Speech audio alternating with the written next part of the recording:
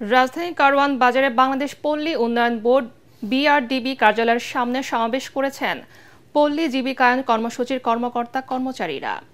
এ সময় তাদের চাকরি রাজস্ব খাতে অন্তর্ভুক্তির দাবি জানিয়ে মহাপরিচালক সর্দার কেরামত আলীর কাছে স্মারকলিপি দেন বিক্ষুব্ধরা। জানান দীর্ঘ ২০-৩০ বছর দারিদ্র্য বিমোচনে কাজ করলেও কম বেতন ভাতা সহ বিভিন্ন কারণে মানবেতর জীবনযাপন করছেন তারা। আদালতের রায় থাকা সত্ত্বেও তাদের রাজস্ব খাতে অন্তর্ভুক্ত না করায় ক্ষোভ প্রকাশ করেন আন্দোলনকারীরা। আগামী ১৫ কার্যদিবসের মধ্যে দাবি না মানলে সচিবালয় ঘেরাও সহ বড় কর্মসূচির ঘোষণা দেবেন বলে সতর্ক করেন পল্লী জীবিকায়ন কর্মসূচির কর্মকর্তা কর্মচারীরা। আমরা চাই আমাদের চাকরির রাজস্ব বহির্ভুক্ত করতে হবে। আমরা এটা সচিব মহোদয় ডিজি মহোদয়কে বলেছি এবং ইনশাল্লাহ তারা আশ্বস্ত করেছেন।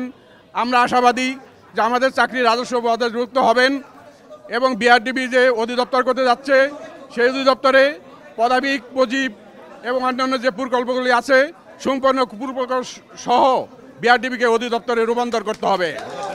আমাদের বিআরডিবিকে সকল প্রকল্পের জনবল সহ বিশেষ করে পজিব পদাবিক সহ আজকে আমাদের পজিবের ভাই বোনরা এসেছেন পিএপি শতাধিক যেসব প্রকল্প বিআরডিবিতে আছে কর্মসূচি সকল প্রকল্প কর্মসূচি জনবল সহ বিআরডিবিকে অধিদপ্তরে রূপান্তরিত করতে হবে।